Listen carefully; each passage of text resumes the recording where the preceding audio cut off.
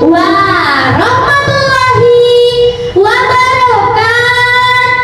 Waalaikumsalam warahmatullahi wabarakatuh. Halo teman-teman semuanya. Perkenalkan, nama saya Umu Fatia Adwa. Teman-teman, apa kabarnya hari ini? Baik. Untuk teman-teman yang berada di dalam dewan ini, tetap semangat ya. Oh ya, dewan juri yang saya hormati, serta semua teman-teman yang berbahagia. Hari ini saya akan menceritakan sebuah dongeng hasil karya Buria Sarpita dengan judul Embun Kesetiaan di Puncak Harapan. Dengerin dan simak baik-baik ya. Alkisah di sebuah desa sunyi di kaki gunung yang menjulang tinggi, hiduplah seorang anak lelaki bernama Raka. Ia tinggal bersama ibunya. Rumah mereka kecil berdinding bambu dengan atap rumbia yang sederhana. Setiap pagi cahaya matahari menyelinap melalui celah dinding. Raka, bangunlah nak. Matahari sudah tinggi.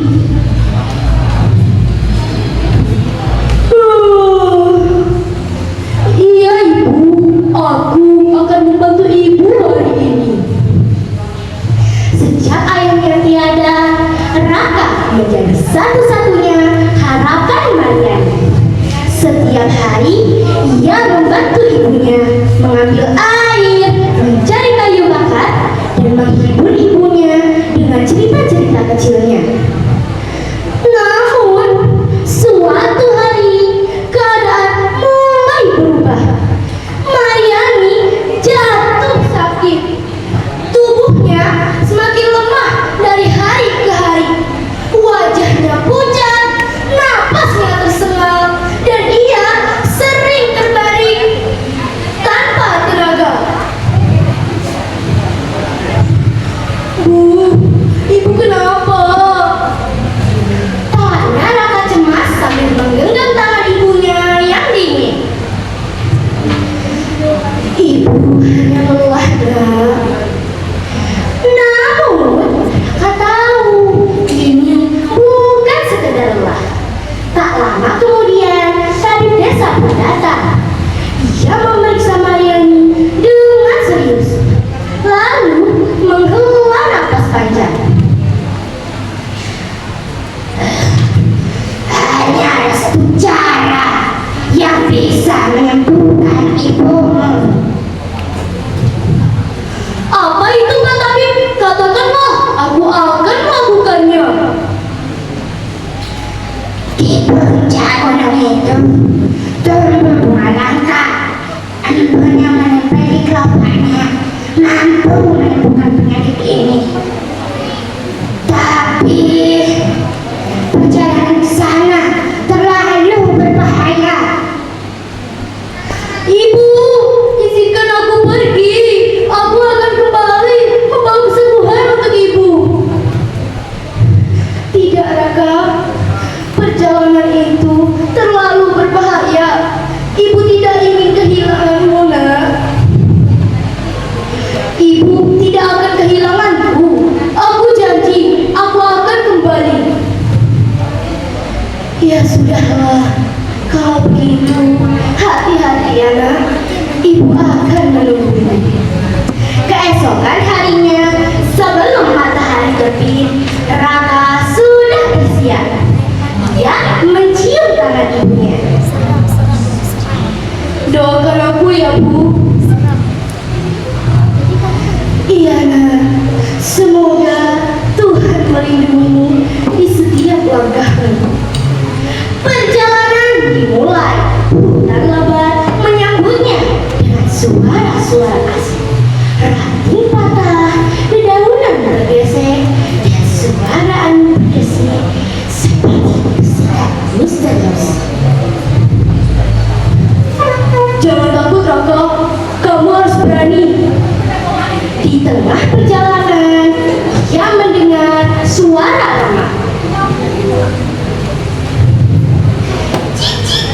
Tolong, tolong. Ia mendekat dan melihat ada seekor burung kecil yang terjebak di semak berduri. Aduh, kamu terluka ya? Dengan hati-hati, ia melepaskan burung itu. Burung itu mengepakkan sayapnya pelan. Terima kasih ya, kebaikanmu tidak akan sia-sia. Seolah burung itu berbicara sebelum terbang pergi. Perjalanan semakin berat. Ia harus menyeberangi sungai deras. Ia mencoba melangkah, namun hampir terjatuh. Aku tidak boleh kalah. Dengan susah payah, ia akhirnya berhasil menyeberang. Saat malam tiba, udara terasa sangat dingin. Raka menggigil. Namun, ia kembali menguatkan dirinya. Aku harus bertahan. Ibu menungguku. Hari demi hari berlalu.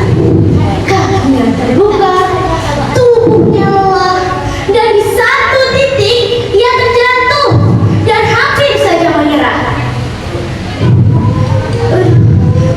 Aduh,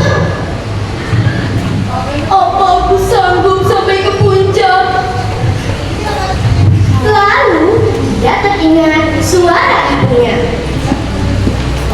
Raka, kamu anak ya? Raka mengepalkan tangannya. Ya, aku pasti bisa. Ini demi ibu. Dan akhirnya Raka mencapai ke puncak gunung. Kabut tipis menyelimuti sekelilingnya. Udara terasa sangat aneh, seolah waktu berhenti. Dan di sana ia melihat bunga kecil berkilau dengan embun yang bercahaya seperti permata.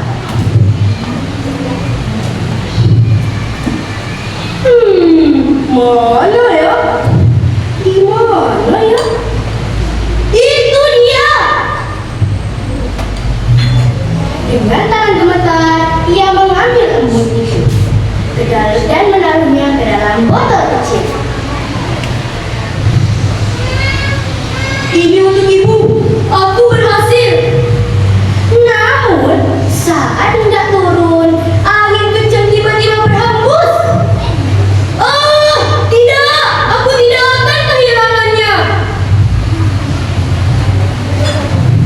Dengan setenaga, Raka akhirnya kembali ke desa. Ia berlari menuju rumahnya. Ibu, aku pulang. Ibu, Mariani terbaring tak bergerak. Ibu, jangan tinggalkan aku, Bu. Aku sudah kembali. Ibu. Dengan tangan gemetar, ia meneteskan embun itu ke bibir ibunya.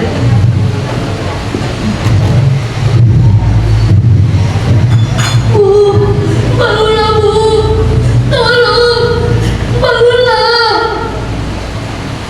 Beberapa saat terasa sangat lama, hingga akhirnya Mariani menarik napasnya pelan.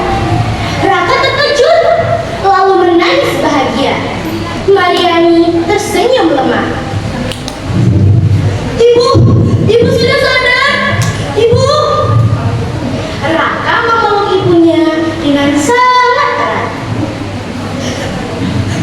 Aku tidak akan meninggalkan ibu lagi.